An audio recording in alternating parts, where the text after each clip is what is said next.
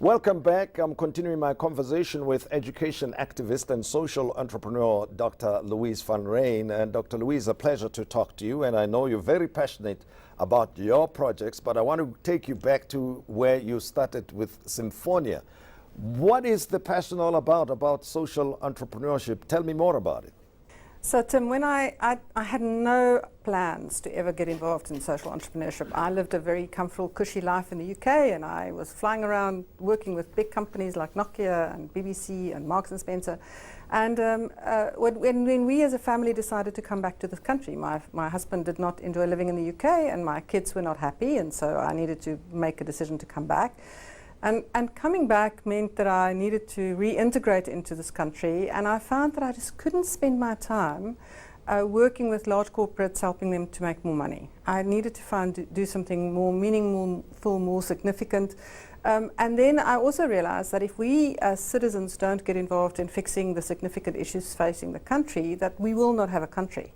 And as a mother who brought my 2 children back, I couldn't live with the thought that I brought them back into a country that actually does not have a good prognosis, because we're all sitting in our comfortable corporate offices blaming and complaining and whinging and whining and pointing fingers. So I needed to do something to get involved. I needed to play my part, and now, 10 years later, I can say to you that that was the best decision ever. I do not have as much money as I would have had if I stayed in corporate. I don't drive a nicer car, but my life is much richer.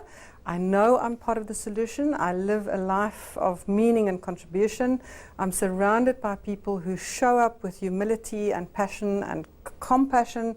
And that's where I want to spend my time. So I'm looking forward to the next 20 years of my life working in that environment where you work with citizens who care and people who give their best, rather than just being selfishly focused on me and myself and my comfortable life. Well, as you continue to support and help improve the education system in South Africa, and we're very appreciative of that, the questions will remain that why do you think that the education system is in this state? I mean, it's 24 years, and it looks like it is one area where we're not doing well, and one would have thought that that's one area where we should have had impact, irrespective of the history that we've had.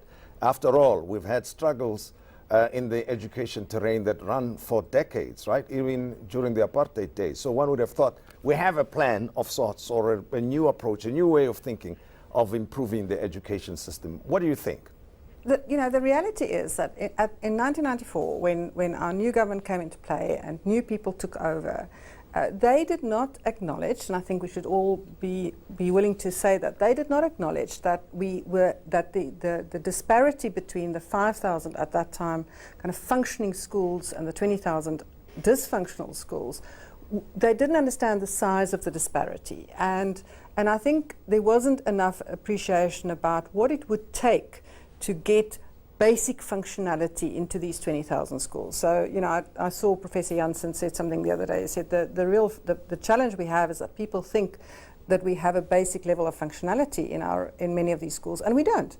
And we don't, not because we don't have amazing people in those schools. They are amazing. They're passionate, they care, but they have not been equipped with the knowledge and skills to do the work. So Harvard has done some work to say, what is the best thing that you can do for the children in a system?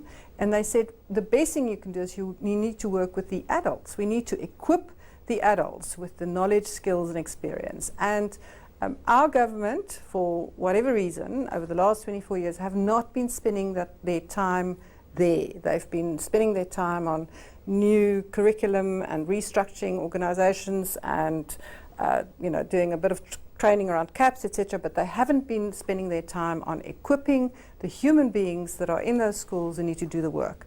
It's similar to saying, if you're a large corporate, if you're a bank, and there's a particular bank that's not working, you go in and you keep fiddling around with the tellers, when actually you need to make sure that the ecosystem is functioning.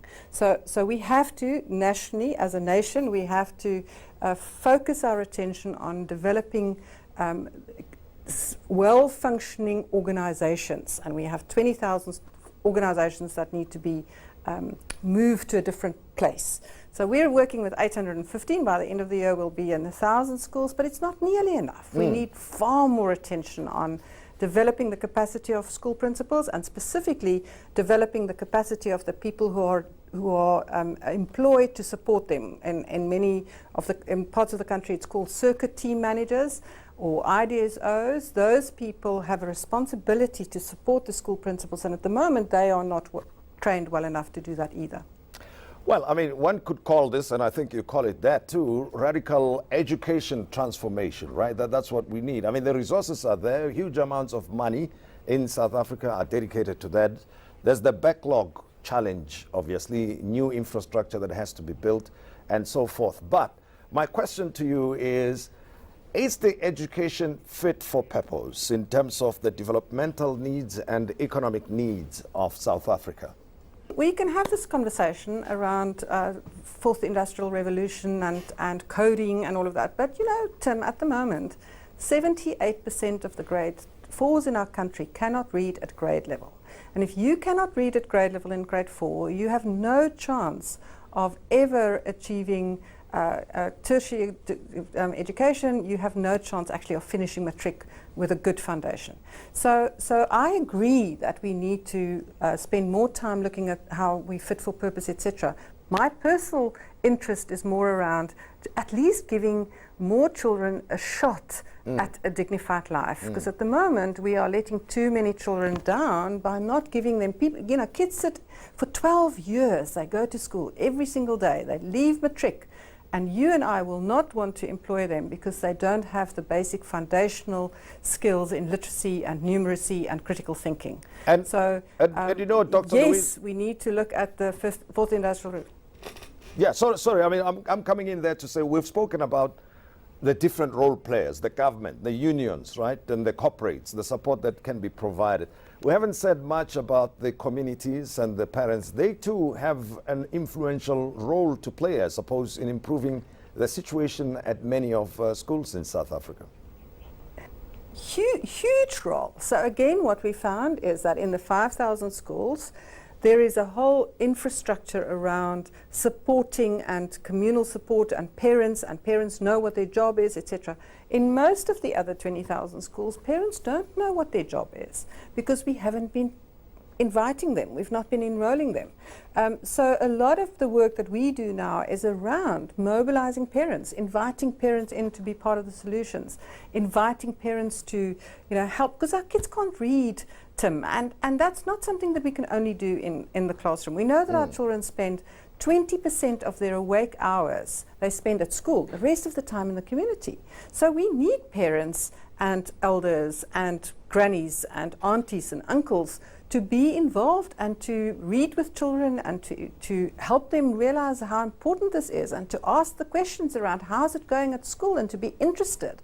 Even though those aunties and uncles and grandmothers cannot read themselves, they can at least ask the children to read to them. And they can, instead of buying nonsense, they can buy a book and puzzles and Lego, the things that children need in order to develop the necessary skills. Sure, and of course children being curious will definitely take to the books and do what they can to learn as much as they can. Quick response from you, what can the public do, the corporates do to support you? So it's very easy. They just need to call us and we'll come and explain, have a possibility conversation with them, and we'll look for ways in which we can tap into the assets in those corporates. Some corporates might want to be involved in particular schools and be a partner to a principal, but some corporates want to say, we in IT, we just want to make sure that every IT lab in our country works and that the children have access to the necessary technology. Sure. Or someone else might just want to say, I'm an HR organization and I'd like to support HR. So we have a whole team of people who are ready to go and have a conversation with anybody who wants to be helped. All right. Well, those who are in the corporate world or are professionals who want to help, please make contact with Partners for Possibility. Dr. Louise van Rijn is the founder of that organization. They're doing amazing work at schools throughout South Africa. Just Google them, check them, and make contact with them. Thank you, Dr. Louise van Rijn, for having been our guest. And I would love to hear your views on this matter. Hashtag on Twitter, the Modise Network. When I return, I will be talking to author and campaigner against the global weapons industry corruption, Andrew Feinstein. He's based in London.